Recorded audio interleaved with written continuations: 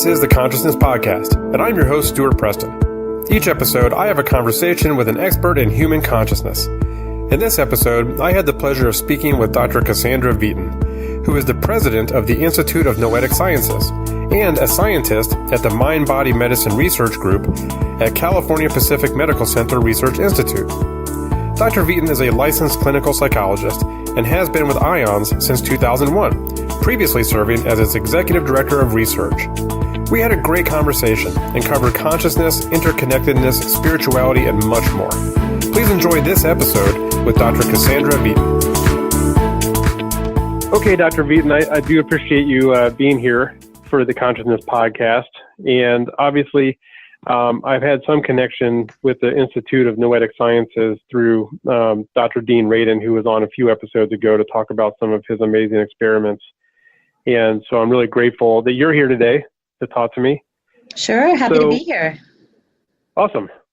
I'd like to know what your view of human consciousness is. I mean, everything from universal consciousness, mind-body binding problems, survival. I'm curious to know kind of how you look at and define consciousness. Yeah, well, I really define it on a few different levels. One is sort of a personal consciousness or waking consciousness, which you could sort of call small c consciousness, meaning awareness of the things that you know that you're aware of. Right. You know, so I'm looking around the room right now and I can see tables and chairs. I know I'm talking to you. I have a sense of my own existence. That's sort of waking consciousness. Mm-hmm. And then there's, to me, a bigger consciousness that is still on the personal level, that is everything that you are conscious of in ways that you're aware of and not aware of. So in other words, all of your awareness, but also all of your implicit, subconscious, non-conscious worldviews, assumptions, all of the belief systems or automated behaviors and habits that we all have. In a way, that's part of your consciousness too. And one of the examples I use, we have a consciousness program for kids, or actually for teachers of kids, called Worldview Explorations. And we say to them, you know, let's say a kid is walking down the hallway and another kid bumps into him and he says, hey, what's your problem? You know, and then another kid's walking down the hall and someone bumps into him and he says, hey, sorry, are you okay? So those two kids are holding a different consciousness about the world. The first kid is maybe holding a consciousness that things are like sort of dangerous and people are out to get you and you have to defend yourself, whereas the second kid is holding a consciousness that is like everybody's pretty much doing their best, we're all in this together, and that dictates their behavior. So they may not be aware of it, but that's a consciousness they're holding. And then there's collective consciousness, which is the consciousness that a whole group holds about something, or a society, or even humanity as a whole. You know, what we think is possible, what we think is impossible, how we categorize things. So that's collective consciousness. And then some people use kind of like a big C consciousness to refer to the idea that everything in reality has you could say, a physical aspect and a non-physical or immaterial aspect of it. And that even, you know, a rock or a table has a tiny bit of consciousness. It may not be the way that we recognize it, but that concept, or sort of a panpsychism, speaks to a larger consciousness that may exist. Right, and I heard you mention that, and I don't know if that's exactly what you were talking about at the time, but in one of your talks or papers, I saw you mention that consciousness could be, I don't know if you put it this way, but a primary component of the universe, right along with matter and energy. Is that right? Kind of tie into this notion of panpsychism, or what do you think? Well, that actually came from Edgar Mitchell, who is the founder of the Institute of Noetic Sciences, and he was an Apollo 14 astronaut who was the sixth person to walk on the moon. And on his way back to the Earth, he had the window seat in the space capsule, and he had sort of a deep, profound epiphany about, number one, kind of sensing the interconnectedness of all things, and feeling like an intelligence or a light or kind of order was shining through everything, that the universe is not just a random assortment of things that have sort of happened to bump into each other since the Big Bang. And so when I talked to him shortly before he died, I said, what are you up to next, Edgar? What are you excited about? And he just said, that we've been taught that the universe is made of matter and energy, and I think we're learning that it's made of matter, energy, and consciousness. And it's that third element that I'm most interested in investigating. And so in your investigations, I know we're probably going to get into this in a few other questions later on, but, matter, we can pretty much measure and play with, and same thing with energy. What is this component of consciousness? What are your thoughts and ideas on what that may end up being once we can start to play with it? I mean, there are things like gravity we can't really get a grasp of, but we can measure. Yeah. We can. So how do you see consciousness playing out? Yeah, I mean, at a very basic level, we know that how you think about things shapes your behavior. It shapes your perceptions. So the way you think about things or perceive things alters the actual way that you even perceive them. And it alters what your response is in relationship to what happens in your world. So if you have a consciousness that, let's say, people outside of my ethnic group are less trustworthy, then when you see somebody outside of your ethnic group, you're already going to be saying, in what way should I not trust that person? So that kind of affects your perception and your behavior around that person. On a more positive note, how you think and what you believe and what you intend has an effect on your own body. And there are very good studies now showing that if you pay attention to your breathing and your body sensations, if you engage in mindfulness practices, which come out of traditions that have been around for millennia, it actually changes the function of your brain and even the structure of your brain. So just turning your attention toward your breathing and your body sensations changes the way your brain is built and the way it functions. And your hormones, your immunity, any number of things in your body. And so we know that your consciousness impacts reality in that way.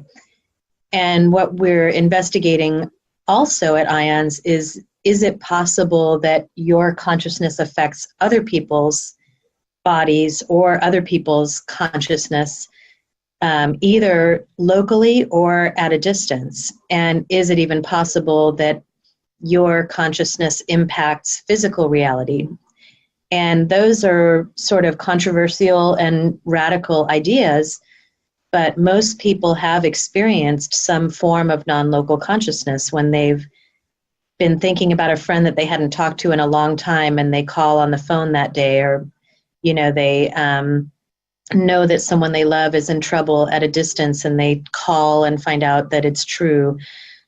Multiple other examples of what are extraordinary but actually quite common and universal experiences people have of their consciousness potentially perceiving and reaching beyond their individual self.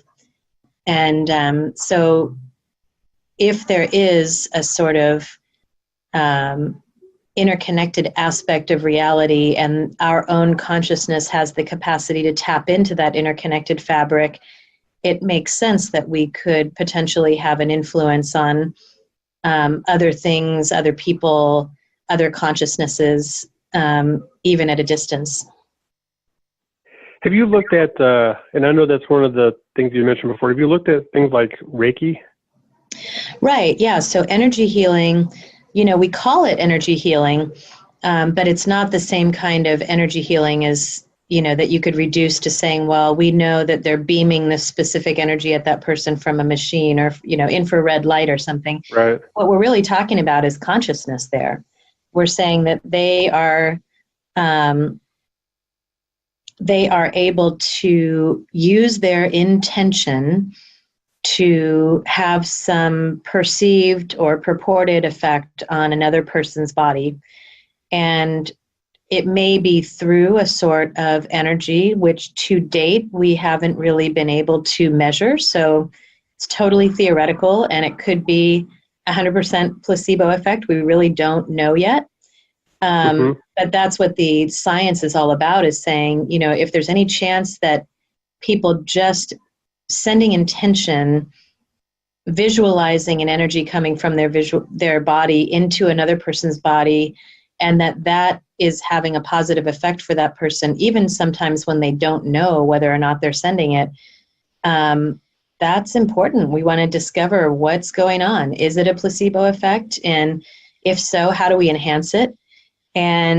Or is there something beyond the individual's expectation or belief that is going on there? And that's what you guys are doing. You guys are formulating and conducting experiments to try to answer these questions. We do, yeah. At IONS, we have the largest team that we're aware of in the world that are studying these topics related to things like non-local consciousness and energy healing. And so our overarching hypothesis here that we're testing in a number of ways is that there's an aspect of reality that is interconnected, and that when humans tap into it, they access information and energy not limited by traditional notions of space and time, and that leads to healing, innovation, and transformation in ways that don't happen otherwise.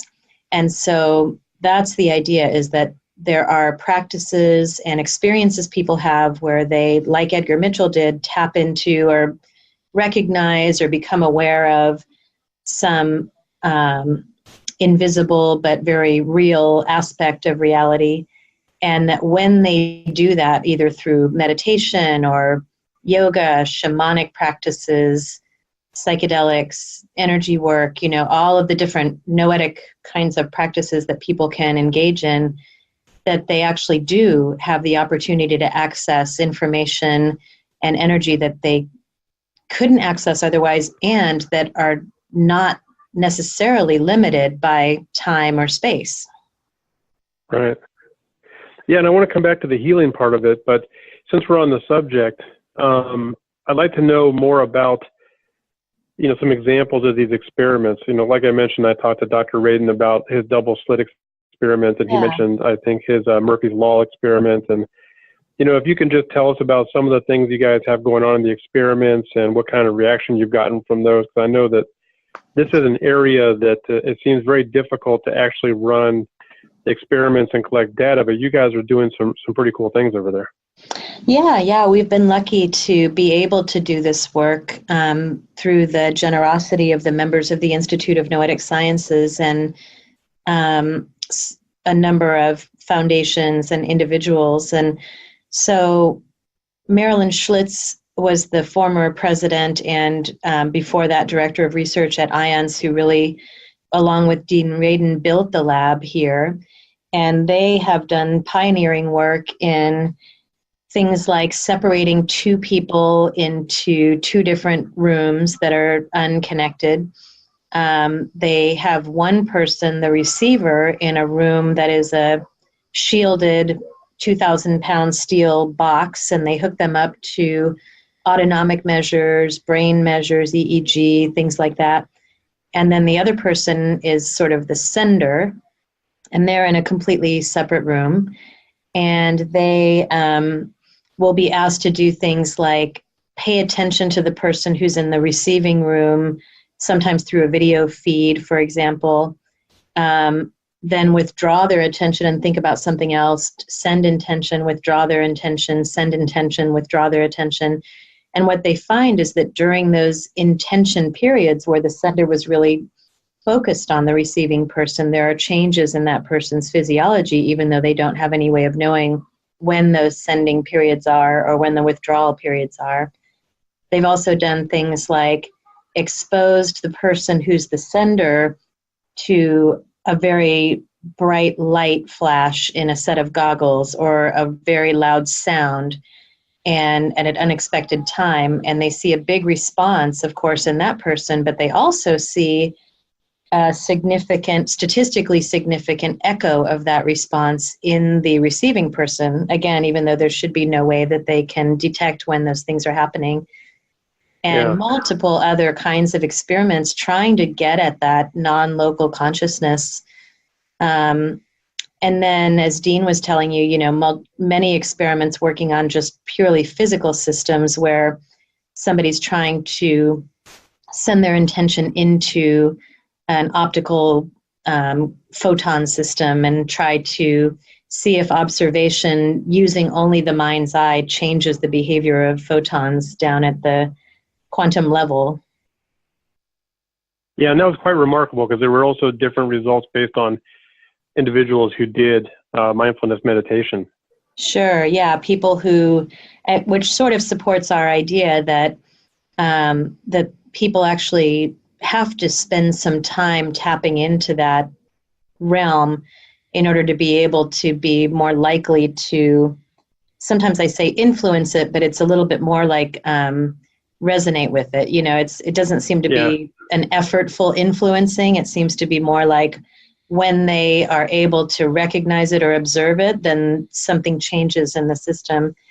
It also may be, and Dean probably said this, that they're just better at focusing, so right. the experiments take a lot of focus. So maybe they're just better at staying dialed in, and also keeping their narrative or their distractions out of the way. Yeah. Yeah. I call those thought secretions. Yeah. Right. Yeah, it's interesting because I saw the image you put up with the brain scans or the activity. And it must have really, you guys must have been so thrilled, I would guess, or, I guess you maybe try not to be emotional about it, but when you saw the activity in the two brains and how they correlated in such a finite amount of time between those two subjects, that must have been an amazing thing to observe. Yeah. I mean, we're very happy when we can try to demonstrate something that so many people have reported subjectively. And, we're also pretty interested when we get negative results. We're just trying to discover what's happening in terms of these subjective reports that so many people have of feeling like they were healed by energy or that they could feel the intention of another person, or it's kind of a wide open field for exploration. Yeah. And what kind of criticisms have you gotten on this, or have other people been able to replicate the experiment and get similar results? I mean, what other third party, I don't know if the right word is verification, but what kind of third party verifications have been done out there? Yeah, I mean, there aren't that many people doing this work. It's very hard to get it funded, and there have been certainly some replications of the distant intention data through people like Leanna Standish at Bastyr University and other people around the world, that kind of distant intention. And then with some of the physics experiments, there have been mixed results in terms of replication or non-replication. It's a very new field of inquiry. But there's certainly a lot of interest from the public and from healing professionals, educational professionals, people who are interested in these topics or have had these kinds of experiences.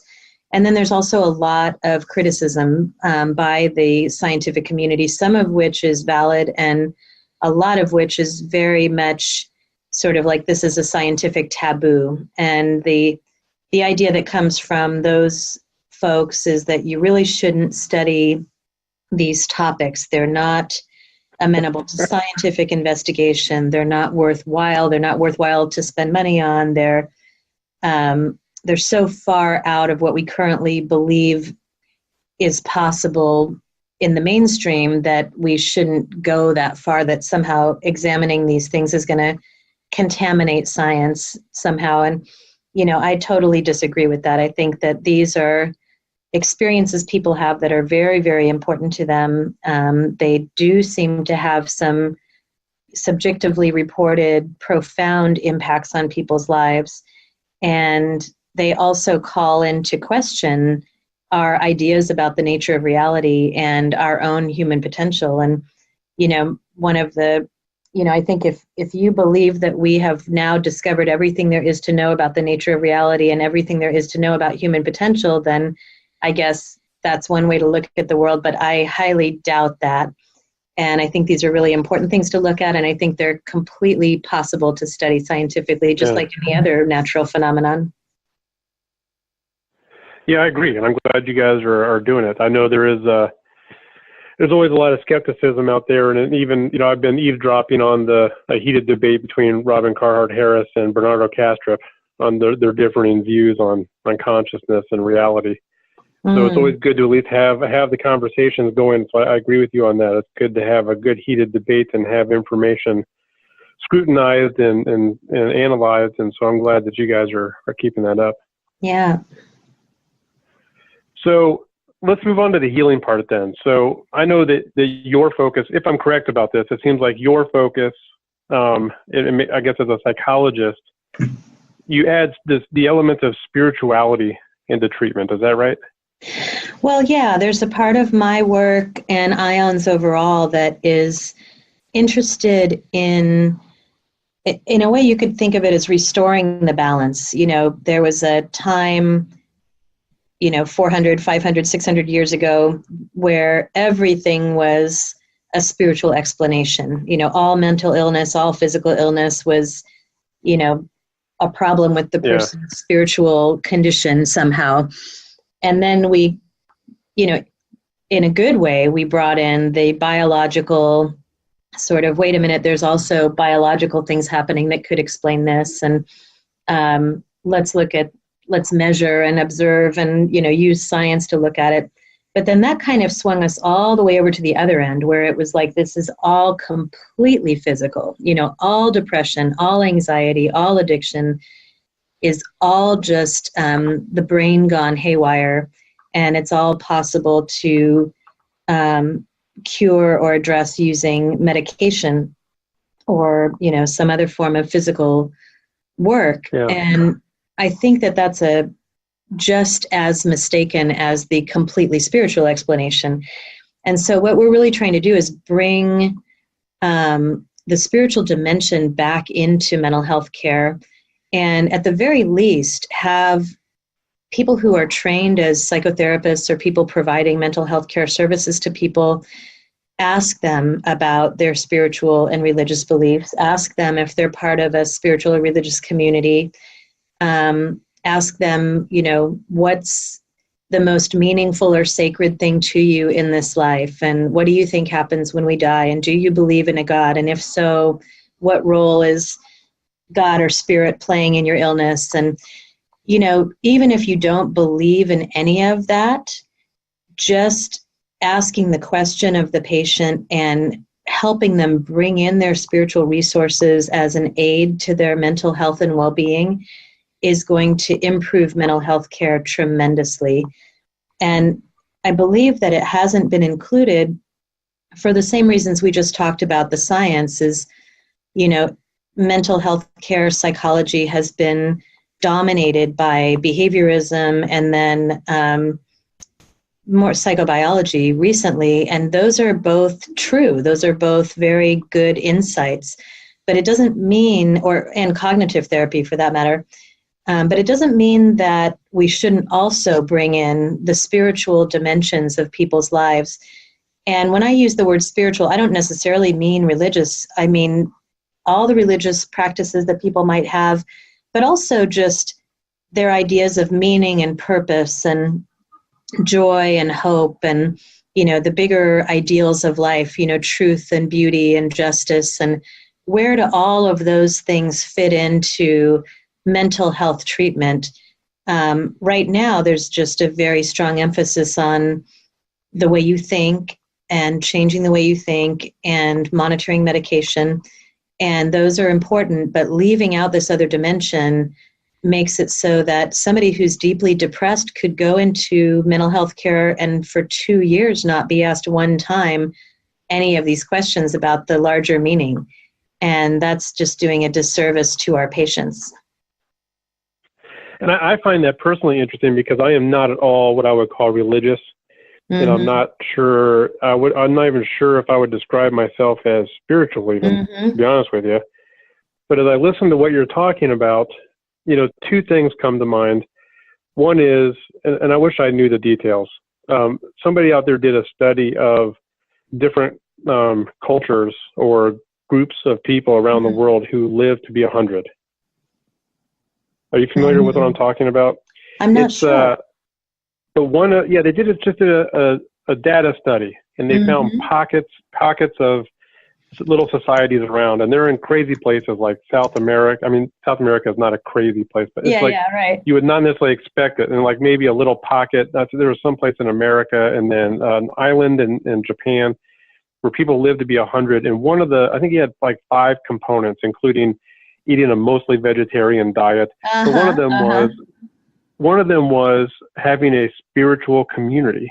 Right. And so when you said that, I thought to myself, wow, that was one of the 5 things this guy said that help people live to be 100. Yeah. And I imagine you also don't live to be 100 if you're not spiritually or at least emotionally somewhat healthy. And then there was another one, the book by Viktor Frankl. What is his name? Frankl? Yeah. Yeah. And I think the whole central theme of that book was have a purpose in life. That's right. In order to survive a horrible experience. And it's kind of like what I'm hearing you talk about is when you're helping somebody emotionally, if it can help connect into that spiritual purpose, that purpose in life, that's a vital component of what you're doing with them. That's right. That's right. Yeah. Yeah. I mean, there's some idea that part of what a spiritual community does for people is very obvious, like they have more social support, more people deliver meals to them, they have a ride to the doctor when they're sick, things that are very explainable. But most of the studies on spirituality and health show that there is, even above all that, when you control for all that, there's an independent contribution of people's spiritual practice and engagement in spiritual communities on their health and well-being. And I think it's partly because so many illnesses are stress related, for one thing. And part of how people effectively deal with stress is that they have a sort of, it seems to be that some of the most recent research shows that a form of acceptance or surrender to whatever the situation is and to whatever you're feeling, and sort of, I guess in a religious sense, you'd say you're trusting God, or you're trusting your spiritual source, that they're in charge and something's happening, and you kind of give up your agency, as opposed to the idea that you should be the hero of your own journey and control everything as much as you possibly can. And it turns out that that causes more stress. So it may be that just the overall outlook of people who have sort of a religious or spiritual practice or community reduces their stress and improves their well-being. And probably a lot of other things too. There's also a lot of help in spiritual communities for engaging in healthier behaviors, in terms of, as you say, vegetarianism, or not drinking so much, or not smoking so much. Those are things that are typically in spiritual communities. There's some support provided for staying in alignment with your long-term goals for yourself. Yeah. Yeah, that's pretty interesting. And I guess also it seems to tie back to something else you said about your consciousness, your awareness having an effect on the physical body. As stress does seem to break down your immune system also, doesn't it? Absolutely. Yeah. Yeah, stress and fear, and also loneliness. I mean, there's really a epidemic of loneliness in culture, especially among older people. And there's something about, even if you're not in a spiritual community, a lot of the spiritual practices, as we were talking about earlier, somehow help you feel more connected to everyone, or to, even to a spiritual source or something, and feeling that sense of belonging or connection.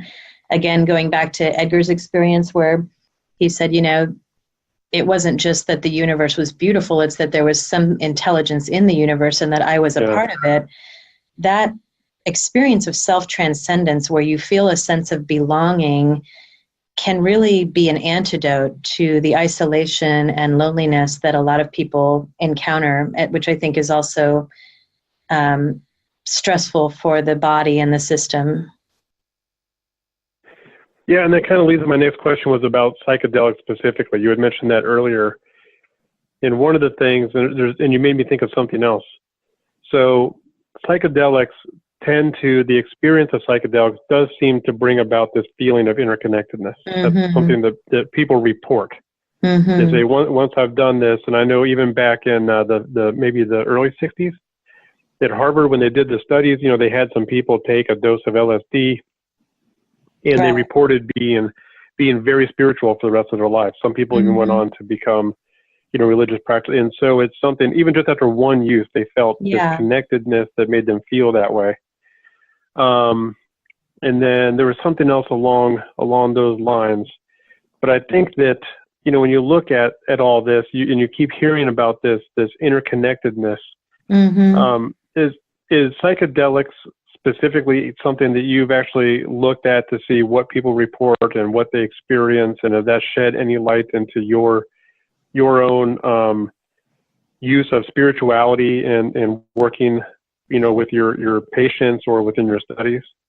Yeah, I mean, recently, even in the past year, I think it was only just a couple months ago that the FDA approved breakthrough status for psilocybin as a treatment for treatment-resistant depression, which is amazing. There's enough data now showing that one session in the correct set and setting and with preparation and with integration counseling afterwards has enough of an effect on depression that even the FDA is granting it kind of a fast track approval. That's amazing. There's also and also with terminal patients. I know they've done a lot of studies that, as you mentioned, people feel lonely, and it must feel extremely lonely when diagnosed with a terminal illness. Right. You must feel like, why me, or what's going on at the end of life. And I know that the studies they've done with terminal patients has also had an amazing impact on their lives. That's right. Yeah. And there was also these great studies at Johns Hopkins several years ago, but within the last decade, where they took healthy folks and gave them, a protocol with psilocybin, and then with a control that was also a little bit mind-altering. And they showed that the people who had the psilocybin sessions, rated it as one of the top 5 experiences of their lifetime. Even like a year later, it really had lasting positive effects for them. So I think there's no question that with appropriate preparation, the correct set and setting, integration processes and counseling, psychedelics are one of the most reliable methods for giving people a glimpse into the experience of not being in the tyranny of mind, for 4, 5, 6 hours. And when that mind, that narrative structure is allowed to disappear, sometimes I think of it as like Gulliver's Travels, where the ego or the controlling mind or that big narrative categorizing mind gets tied down for a little while. You get a sense of freedom and liberation. And some people would say you get a glimpse into the true nature of reality, which is interconnected and full of love. And that really changes the way you view the world, and that changes the way you think and your behavior. And so that's really what my whole work has been throughout my whole life, is how can we create environments and practices and experiences that shift people's perspective or worldview, their understanding of themselves and the nature of how the world works, and then help them to integrate that understanding so that it out of that understanding comes changes in behaviors and wellness and all of that stuff. And that idea has been the driving force in all my research, whether it's been on mindfulness or experiences of worldview transformation, or some of my current research, which is working on developing virtual reality approaches to shifting people's perspectives. So yeah, I think psychedelics is when done correctly, it's a very reliable tool. Wow, and I wasn't even aware of the virtual reality work you're doing. Do you want to tell us a little bit about that real quick? Yeah, we're just getting started. I'm working with Lauren Carpenter, who is a visiting scholar here at IONS, and he is the co-founder of Pixar Animation Studios and has 2 Oscars for having invented 3D landscape modeling and animation. So most of the animation you see today has part of his invention in it. And he's very interested in consciousness, measurement of consciousness and the interaction with the physical world.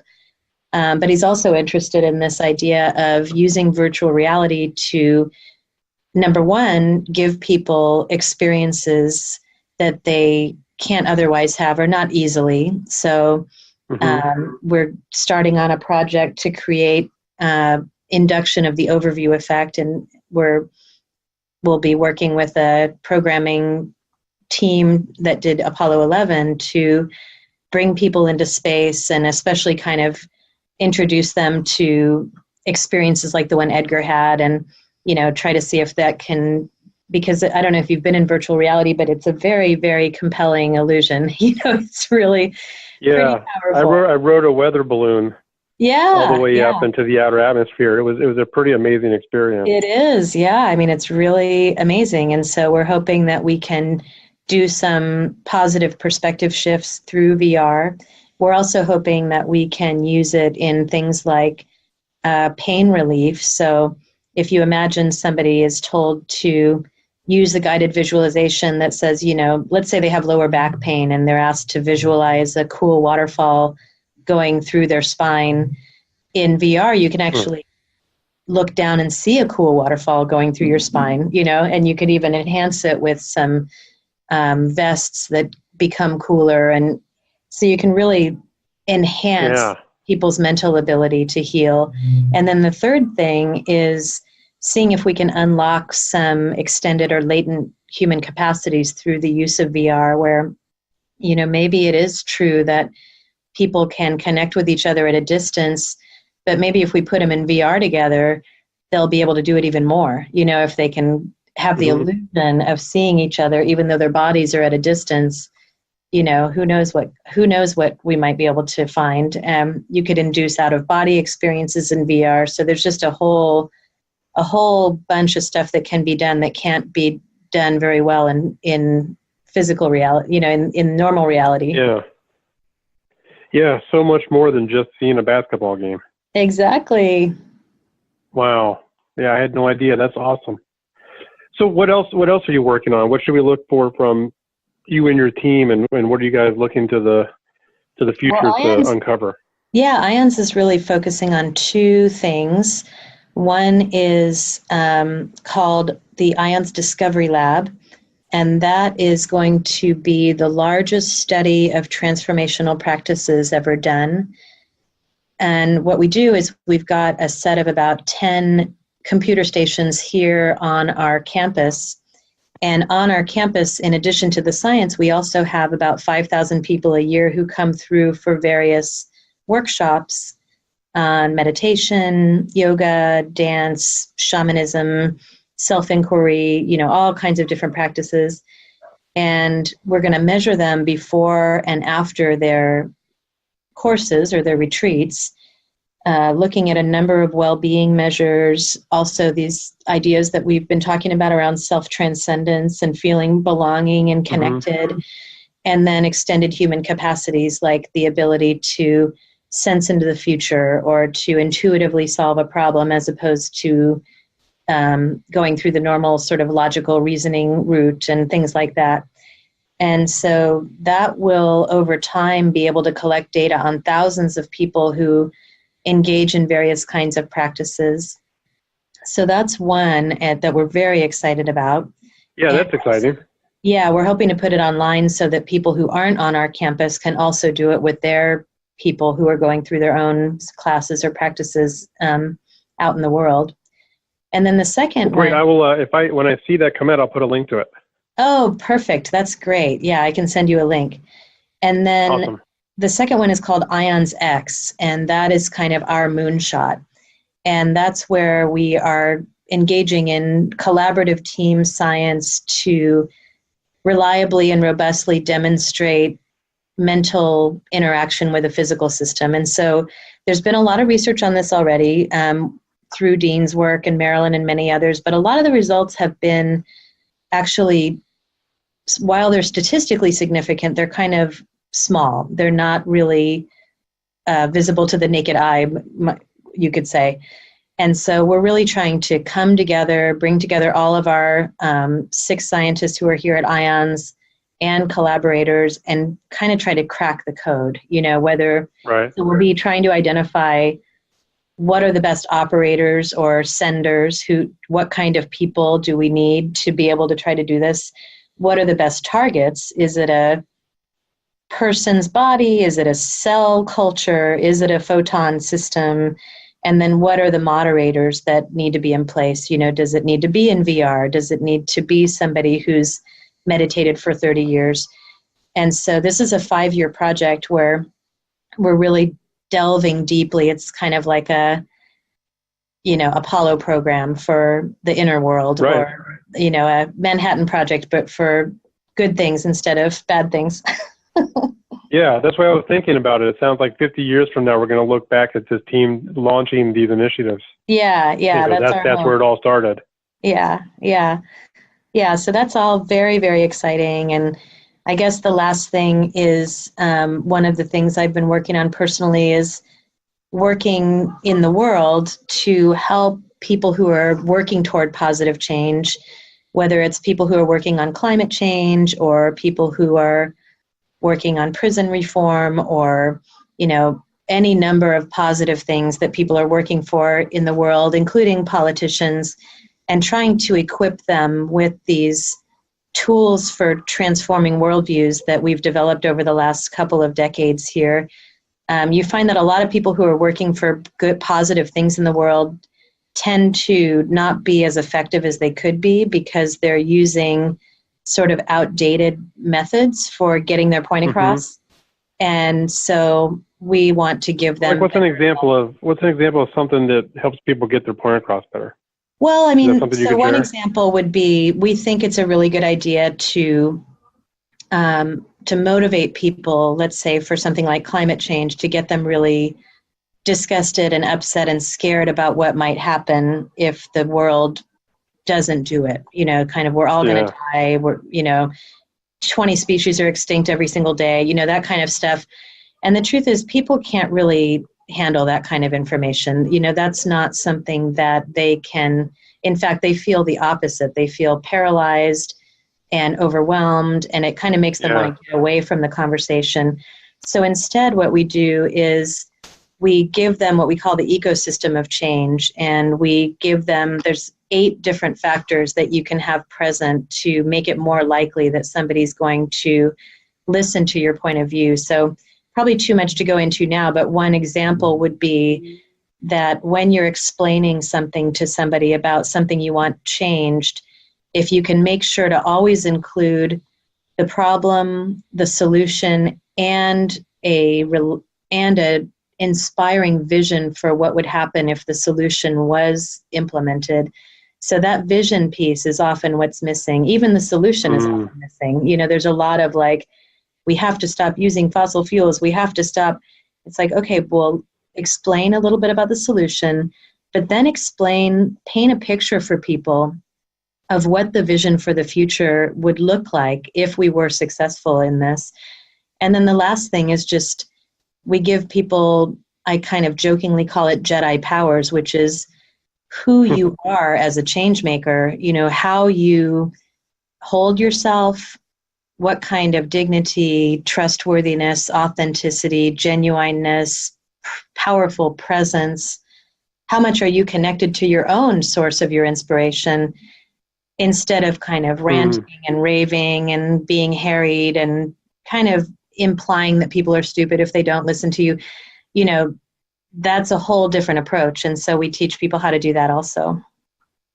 Yeah, and that loops right back into the good that you're doing with individuals and tying the spirituality and the awareness of consciousness into their whole beings. Exactly. The program, in fact, is called Consciousness, Communication, and Change, or C3. And we're doing online courses in the spring as well as in-person programs here at IONS. And then it's available if people want to bring us out to train people. So I can send you the links for those too. Okay, please do. And I'll put those on the website. I think you've already covered this, but are there any other breakthroughs that you see coming when it comes to consciousness, or any of your work that you're hoping will eventually discover or come to an understanding about? Do you see any of those on the horizon? I think that,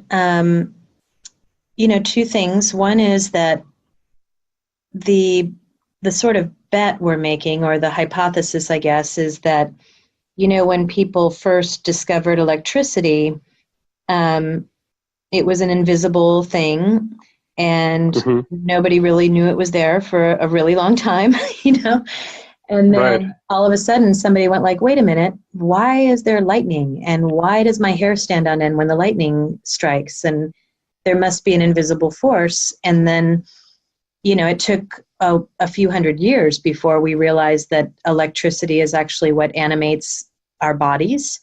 And then that we could capture it from we could capture it and use it to light and heat our homes. And so it's possible that there really is this kind of interconnected fabric of reality that allows for a lot of the anomalies that we see to be not just imaginary, but real, and that there is healing energy and information that is available to us. So that's kind of like the big picture that we're trying to get to. It may not be exactly like that. That might be like a crude metaphor because we can't understand it yet. And it may all be imaginary. We don't know, but it's definitely worth looking into with the volume of these kinds of experiences. And then on the other side of things, the applied side, I just see a world where, education, let's say grade school education for children all the way through to when they're a teenager, doesn't just teach reading, writing, and arithmetic and critical thinking skills. It also teaches kids how to tap into their inner knowing and their sense of meaning and purpose, how to generate a sense of belonging, how to engage in practices of self-transcendence that engender compassion and empathy.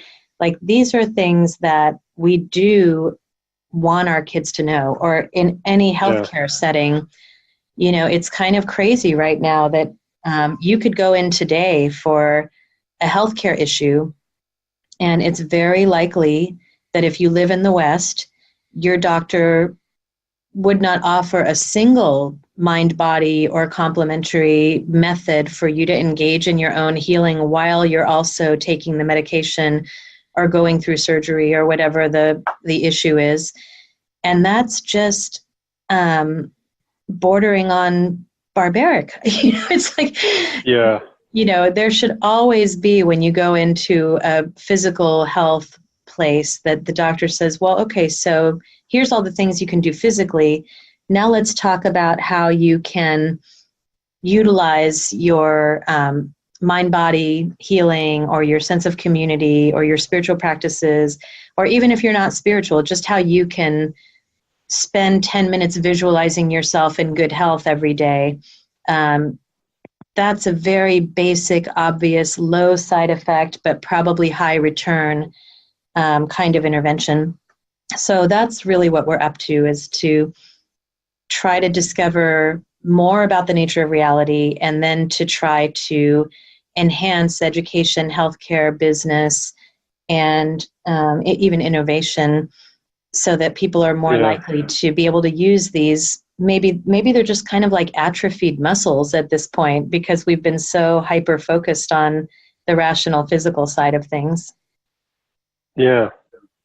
Well, I love that. I am truly inspired, and I just hope that you guys are successful in either one of those or both, because I think the changes you're going to bring about could be really immense and powerful. Thank you. Thank you. Yeah. Is there anything else you want to get out there for everybody? Well, all of our work is supported just by members and people who are interested in this kind of work. We have a very strong and positive community. We like to say these experiences are common, bordering on universal, and they're normal, common, and intelligent, possible to study scientifically, and important. And so if you're someone who's had experiences like this and you'd like to support the kind of work that I've talked about or connect with a community of people who are engaging with this aspect of life, go to noetic.org, noetic.org. We've got a conference coming up next summer in Santa Clara, California, called the Possibility Accelerator, and we'd love to have you there. It's an amazing conference. And just become a member of the community by going to our website, and you'll learn all kinds of things. And you can always visit our campus in California too. Wonderful. I will put a link to that because I know you have that the community overview for getting like-minded people connected. So I'll put a link because you have, it's something as simple as following you guys on social media, or like you said, coming to these events, or even making a gift. So I will. I'll put those links, and hopefully, we can get more and more people involved with this, because I think what you're doing is really powerful. Well, thank you so much, and thanks for doing the podcast. It's really helping get the word out there. Yeah, well, thank you. I really appreciate it. Every time I think I have a strong opinion, I talk to somebody smart like you, and my opinion starts to change. So Great. Yeah, I greatly appreciate your time and your expertise here with the Consciousness Podcast. All right, thanks so much.